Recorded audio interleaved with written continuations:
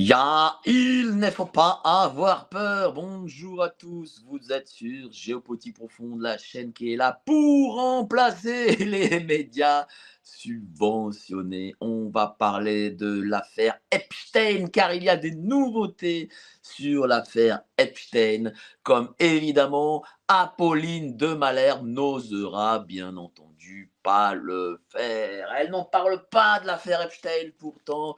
Des choses nouvelles sont venues, eh oui. L'enquête continue en Amérique et pour une fois, l'enquête a été montrée sur France 2 dans Complément d'enquête. Tiens, Complément d'enquête, voilà. D'abord, ah ouais, tiens, d'abord, je souhaitais vous remercier pour le live d'hier soir. Vous étiez excessivement, hier midi, pardon. Vous étiez excessivement nombreux pour le décompte de Candace Owens, le débrief de Candace Owens. Sachez que mardi soir, nous referons une émission plateau avec des brigitologues parce que Xavier Poussard sera chez Candace Owens Candace Owens lundi soir.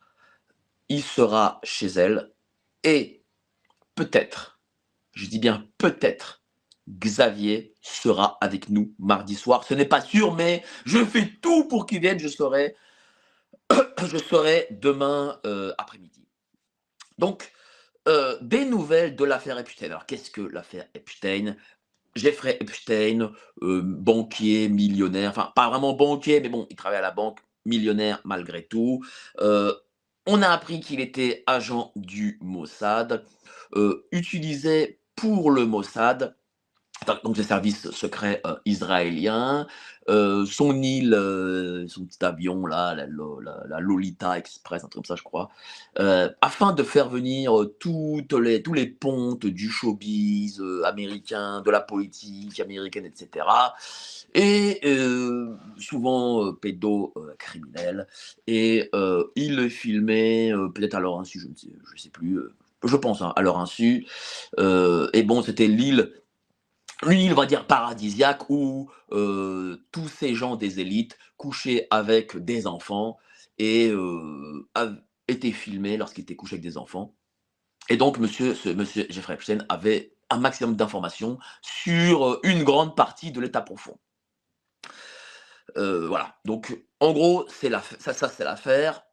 J'ai fait vulgairement, hein, bon, mais je pense que on fera une grande émission de l'affaire Epstein avec notre ami Pierre Jovanovic, parce que cette affaire Jeffrey Epstein, trop peu de Français en sont au courant. Voilà, bon, donc ça c'est grossièrement cette affaire Jeffrey Epstein. Jeffrey Epstein, finalement a fini par tomber parce qu'il devait être essentiellement un fusible. Et comme tout fusible, eh bien, il a été éliminé. Et alors, les nouveautés qui arrivent, quelles sont-elles? D'abord, la couronne britannique a été excessivement mêlée dans l'affaire Jeffrey Epstein, dont le fils préféré de la reine pardon, Elisabeth II, décédée depuis, le prince Andrews. Le prince Andrews avait réalisé une grande interview sur la BBC en disant non que de manière fortuite, il ne connaissait Jeffrey Epstein. Bien sûr, de manière fortuite, hein, comme ça, c'est un peu comme, rappelez-vous, Jacques Chirac, qui a connu aussi de manière fortuite, à l'époque, Monsieur Schuller, qui lui apportait tous les lundis sa valise de billets. Le prince Andrew, qui a été officiellement accusé par Virginia Giuffre, qui a été violée, voilà, elle a été violée par le prince Andrews, et lui dit non, je ne connaissais pas, enfin, je ne voyais plus, en tout cas depuis Jeffrey Epstein, au moins depuis 2010. Manque de bol, Bloomberg, le média Bloomberg, c'est un grand média américain, a retrouvé des mails à partir de 2011 et plus tard encore. Ça veut dire quoi? Ça veut dire que on a, il faut se le dire, la couronne britannique qui trempait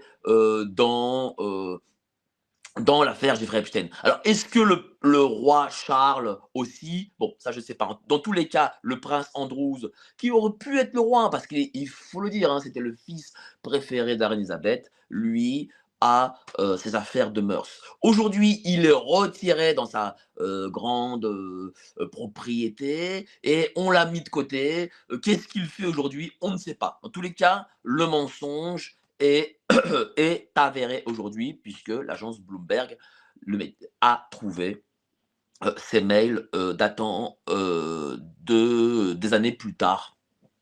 C'est-à-dire que le prince Andrew a dit voilà, je ne le voyais plus depuis 2010 et en réalité, des mails de 2011 et plus tard existent. Bon, déjà, mon premier mensonge. Mais de toute façon, dans cette affaire, tout le monde ment.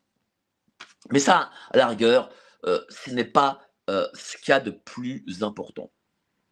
Ce qu'il y a d'important, c'est la mort de Jeffrey Epstein. On a dit que c'était un suicide.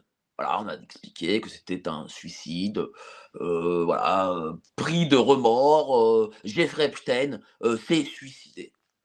Et non, ce n'est pas ça. Et pour une fois, France Télé a un peu enquêté et a pu discuter avec le frère de Jeffrey Epstein qui s'appelle Mark Epstein. Et puis, Mark Epstein dit quelque chose de très intéressant, et c'est pour ça qu'il ne faut pas avoir confiance dans les politiques, même dans Donald Trump. Même dans Donald Trump. Parce que le frère de Jeffrey Epstein dit, en 2016, si je dis ce que je sais sur les deux candidats, à l'époque Hillary Clinton et Donald Trump, ils devront annuler l'élection. Ils devront annuler l'élection. Qu'est-ce que Jeffrey Epstein savait? C'est un mystère. En tout cas, il avait des informations sur Hillary Clinton et sur Donald Trump dès 2016. On connaît certaines affaires de mœurs de Donald Trump. Est-ce qu'elles sont vraies, elles sont fausses? Je n'en sais rien. Ce qui est certain, c'est que sur Hillary Clinton, femme de Bill Clinton, j'imagine que des informations non avouables ont été Jeffrey Epstein avait annoté. Est-ce qu'il avait annoté dans un carnet? Est-ce qu'il a annoté peut-être dans des bandes, dans des fichiers? On ne sait pas. Enfin, ceux qui l'ont assassiné le savent. Nous ne savons pas. Et puis, concernant sa mort, on apprend que le corollaire, le médecin, là, le médecin, le médecin légiste, qui a expertisé le corps de Jeffrey Epstein. Il y avait deux médecins, docteur Michael Biden et le docteur Christine Roman. Ils ont parlé de 3 fractures. 3 fractures au niveau du cou. Voilà, 3 fractures au niveau du cou. Bon. Et ce médecin dit, écoutez, moi, depuis que je suis médecin légiste, j'ai vu des dizaines de pendaisons. Je n'ai jamais vu 3 fractures au cou de gens qui se suicident. Je n'en ai jamais vu. Il le dit bien. Et il le dit sur complément d'enquête. Il n'a jamais vu 3 facteurs du coup. Deuxième chose, il explique que le drap retrouvé autour du cou était trop mou. Lui parle d'utilisation d'une fine corde. Alors qu'est-ce qu'il explique? Il pense que on a utilisé une corde, voilà, une corde. Alors, est-ce que c'est des cordes là, les fines que l'on détend comme ça? Ça, je ne sais pas. En tout cas, ça a été utilisé pour étrangler, j'imagine par derrière, Jeffrey Epstein. Et on l'étranglait donc du coup comme ça a créé 3 fractures. Et ce n'est pas le cas d'une pendaison. Le pendaison, vous mettez un drap, on va dire un drap dur. Et d'ailleurs, voilà, c'était trop beau, donc souvent même, on humidifie le drap pour que ce soit justement plus dur, on se le met autour du cou, on fait tomber une chaise et bim. Et là, il y a pendaison. OK. Mais ce n'était pas le cas. Là, derrière, il y a eu fracture. C'est-à-dire que quelqu'un a utilisé une fine corde et par derrière, l'a étouffé. Ce qui a créé des fractures. Il faut savoir que les os du cou ne sont pas, enfin, sont solides, mais pas tant que ça en réalité. Bon. Donc lui, il parle de fine corde. Et puis, il y a un deuxième légiste qui avait écrit, s'était donné quelques jours pour donner une conclusion. Et au premier jour, elle écrit sur la course du décès, euh, en attente de plus amples informations. Voilà. En attente de plus amples informations. Seulement, son chef a exigé qu'on écrive suicide. Pourquoi ce chef a exigé qu'on écrive suicide? Le mystère est entier.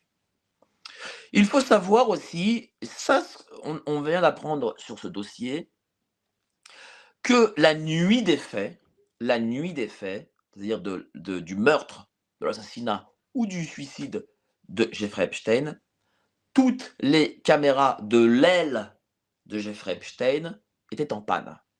Cette nuit-là, hein, essentiellement cette nuit-là, toutes étaient en panne. Bizarrement. Pourquoi était-elle en panne? Enfin, est-ce que dans une prison fédérale américaine, souvent très moderne, comment expliquer que dans les années 2000, eh bien, toutes des caméras sont en panne? Moi, je pose la question. Une en panne, ok, mais il y en a une petite dizaine. La dizaine est en panne. Nous sommes quand même en 2019. On est à l'époque de la HD, de la 4K, du machin, du numérique, tout ce que vous voulez. Et en 2019, dans une grande prison américaine, toutes les caméras du NEL sont en panne. Est-ce qu'elles étaient réellement en panne? Est-ce que on les a cassées sciemment? On ne sait pas. Mais en tout cas, ce soir-là, elles étaient en panne. De plus, quelque chose quand même de bizarre, hein, les gardiens devaient effectuer des rondes toutes les demi-heures. Toutes les demi-heures, entre minuit et 6h30, les gardiens devaient effectuer des rondes. On a quand même Jeffrey Epstein, qui est un grand prisonnier sur des affaires de mœurs importantes qui touchent l'ensemble des élites américaines, dont, comme le dit le frère de Jeffrey Epstein, Mark Epstein, peut-être 2 candidats au présidentiel. Peut-être, hein, je ne sais pas, hein, voilà. Mais d'après les dires de Mark Epstein, et forcément, il y a une sécurité renforcée. Donc, toutes les demi-heures, entre minuit et 6h30, des gardiens doivent passer. Mais ça ne s'est pas fait. Entre minuit et 6h30, aucun gardien n'a fait de ronde. Alors qu'ils ont obligation de faire ces rondes. Pourquoi ne les ont-ils pas fait? Et là, la réponse, elle est fantasmagorique. Je vais vous donner les réponses, vous allez vous-même pas y croire. En tout cas, ce sont les réponses annotées au dossier Epstein. Et les gardiens disent, il y avait 3 ou 4 gardiens, ils disent qu'ils n'ont pas fait de ronde parce qu'entre minuit et 6h30, ils dormaient. Entre minuit et 6h30, ils dormaient. Non mais là, c'est quand même... Là, enfin, au niveau foutage de gueule, c'est-à-dire qu'on a des prisons américaines, ultra sophistiquées, où est Jeffrey Epstein, qui a les secrets, peuvent tomber être américains. Il y a obligation de faire des rondes, 3-4 gardiens ont obligation de faire des rondes, et entre minuit et 6h30, ils dorment. Mais pourquoi dorment-ils en prison? Je sais pas, pourquoi est-ce qu'ils viennent prendre leur service entre minuit et 6h30 à cette prison d'Epstein? Je veux dire, si c'est pour dormir, autant qu'ils restent chez eux. Pourtant, ils ont été, ce soir-là, ils travaillaient et ils dormaient en pleine prison. Ils dormaient alors qu'ils ne faisaient pas leur ronde. C'est ce qui est annoté dans le dossier. Et puis, alors là, encore plus fou, à leur réveil, ils expliquent, après 6h30 évidemment, ils expliquent qu'ils n'ont pas fait de ronde, parce que pourquoi travailler hein, quand on est dans ce genre de travail? Ils ont fait des achats sur Internet. Et c'est ça qui est annoté. Et à noter qu'entre minuit et 6h30, ils dormaient, et entre 6h30 et la fin de leur service, ils faisaient des achats sur Internet. Non mais là, je veux bien tout ce qu'on veut, hein, mais il y a un foutage de gueule pas possible et que je trouve dingue, que, des services américains puissent écrire annoter dans des dossiers des choses pareilles. Pourquoi annotent-ils ça dans ces dossiers? Je veux dire, ils pouvaient, trouver des mensonges, qui étaient beaucoup plus crédibles. À moins que c'est peut-être ce qui s'est passé. À moins que peut-être, des N+1 de ces gardiens leur ont dit: «Écoutez les gars, vous allez dormir et vous allez dire que vous allez dormir, vous allez faire des achats. C'est ça que vous allez faire». C'est possible aussi. Est-ce que ces gardiens, sont complices, du meurtrier des Jeffrey Epstein? Parce que d'ailleurs, dans l'aile où est incarcéré Jeffrey Epstein, on compte 73 prisonniers. Il n'y a que 73 places et il y a 73 prisonniers. Il se trouve qu'en Amérique, c'est pas la France où s'il y a 73 places, on met 100 personnes. Non, là, il y a 73 places, 73 prisonniers. Et ce soir-là, il est annoté dans le rapport, il y avait 74 prisonniers. Mais 74 prisonniers seulement entre minuit et 6h30. C'est-à-dire qu'il y a toute l'année durant 73 prisonniers, voilà, tout le temps, mais ce jour-là, le jour précis, entre minuit et 6h30, il y a 74 prisonniers. Et le mec est transféré à minuit et retransféré à 6h30. Qui est ce prisonnier? Qui est ce monsieur? Pourquoi a-t-on 74 prisonniers et pas 73? Pourquoi ce soir-là? Pourquoi ce soir-là, un prisonnier de plus entre minuit et 6h30? Qui est-il? Est-ce qu'il y a son nom sur le registre? Non. On apprend 73 plus 1. Et il n'y a pas le nom dans le registre. Pourquoi? C'est quand même un sacré mystère. Tout ça dans cette même nuit. Bon. Jeffrey Epstein est mort dans cette nuit. Alors, à quelle heure il est mort exactement? Il est mort le 10 août 2019. À quelle heure exactement? En tout cas, il est mort dans la nuit. Voilà. Il est mort dans la nuit. Bon, j'ai pas l'heure exacte, mais en tout cas, voilà, il est mort. Attendez, je vais regarder, je revérifie. Heu, bon, enfin bref, il est mort entre la nuit d'entre minuit et 6h30. Bon, c'est pas ce qu'il y a de plus important de savoir l'heure à laquelle il est mort. Et qu'est-ce qui s'est passé à la suite de sa mort? Pendant 7 heures, ce que les enquêteurs ne font jamais, pendant 7 heures, sa cellule est ouverte. On a laissé ouvert la cellule de Jeffrey Epstein pendant 7 heures. Et pendant 7 heures, on a créé du va-et-vient. Du personnel de prison, de l'enquêteur, de tout ce que vous voulez. Pendant 7 heures, nombre de va-et-vient dans la cellule d'Epstein. Alors qu'on l'on sait très bien que lorsqu'il y a un meurtre en Amérique, tout est toujours tout sécurisé de suite. Personne ne rentre, sauf les enquêteurs, sauf les gens qui vont faire les photos pour l'enquête, qui vont voir les ADN, vous voyez, tous les mecs. Comme vous voyez dans les séries américaines, parce que pour le coup, les séries américaines là-dessus, elles sont assez réalistes. Vous avez les types en combinaison, tout ça, et voilà. Là, pendant 7 heures, on laisse la cellule ouverte au tout venant. Au tout venant. Au gardien, pas au gardien, au type qui fait le ménage, si, voilà, pendant 7 heures.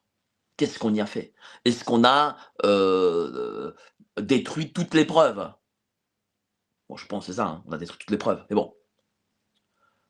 Et donc, du coup, j'imagine qu'on ne retrouvera rien. Il faut savoir que les vêtements d'Epstein que portait Epstein à sa mort ont été de suite brûlés. De suite.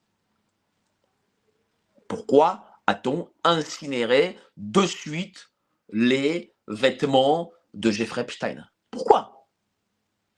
Quel est l'objectif?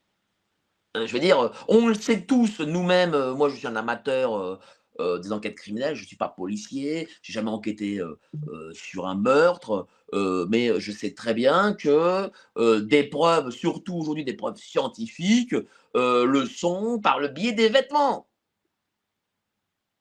Pourquoi les brûler de suite? Voilà, c'est pour l'écologie, voilà, hein, parce que, il faut, voilà, le mec est mort, on va dire à 1 heure, à 1 h 01, il faut brûler ses vêtements et c'est l'administration qui brûle ses vêtements. Ce n'est pas, le meurtrier ou que sais-je. C'est l'administration qui brûle, ses vêtements. Qu'est-ce que l'administration a à cacher? C'est pas compliqué. Jeffrey Epstein ne s'est pas suicidé. Il a été éliminé parce que les informations qu'il avait sur l'état profond étaient trop importantes, et j'imagine qu'il s'est brûlé les ailes parce que celui-ci voulait peut-être négocier une libération rapide. Rappelez-vous que c'était pas la première fois qu'il a été emprisonné, c'était la deuxième fois. La première fois, il est tout de suite sorti de prison. Donc, il s'est imaginé que les informations qu'il avait pouvaient, voilà, le faire libérer une deuxième fois. Peut-être a-t-il demandé aussi beaucoup d'argent, et peut-être qu'il n'était plus devenu assez fiable aux yeux de ceux qui l'employaient, c'est-à-dire les services d'État israéliens. Alors, est-ce que c'est les services d'État israéliens qui l'ont assassiné? Ça, je ne sais pas. Est-ce que ce sont les services américains qui l'ont assassiné? Je ne sais pas. Est-ce que c'est 2 services américano-israéliens et peut-être aussi français? Parce que il faut se dire aussi une chose, et ça va faire l'objet de deuxième partie de la vidéo d'aujourd'hui. Jeffrey Epstein avait été propriétaire d'un 800 mètres carrés avenue Foch. On connaît tous avenue Foch. Je vais en parler dans les 2-3 minutes. Mais là, voilà. Donc, est-ce que ce sont les services, ces services-là, qui ont assassiné Epstein? C'est fort possible. Peut-être aussi anglais, parce que voilà, le prince Andrews, il y avait nombre de pays qui voulaient se débarrasser de Jeffrey Epstein. Et peut-être que conjointement, ils se sont dit, bon, bah là, voilà, on va envoyer un tueur à gages et on va l'assassiner. Parce que ça peut pas être un suicide, et ça ne peut pas être, déjà parce que voilà, les fractures au niveau du cou et tout ce qui s'est dit. Et ça ne peut pas être un prisonnier qui a cherché à assassiner Jeffrey Epstein. Pourquoi? Parce que ce chiffre de 74 incarcérés au lieu de 73 est le 74e qui est incarcéré dans cette prison entre minuit et 6h30. C'est-à-dire entre le laps de temps qu'il avait pour assassiner Jeffrey Epstein. Donc on l'a nettoyé, c'est évident. On l'a nettoyé, c'est évident. Vous aimez nos émissions ? Ouais, Vous aimez les différents formats qu'on vous propose ? ouais. Tant mieux, car vous allez adorer notre revue mensuelle. Et pourquoi ? Car on a recruté les meilleurs experts pour vous offrir des analyses sans tabou sur les sujets clés de notre société, économie, politique, criminalité d'État, technosciences, mondialisme. Et on vous livre bien sûr toutes nos solutions financières pour préparer votre avenir. Oh, l'avenir, c'est ce qu'on a inventé de mieux pour gâcher le présent. Cliquez sous la vidéo pour recevoir votre revue dans votre boîte aux lettres et avoir accès aux meilleures informations qu'on ne peut pas dire sur YouTube.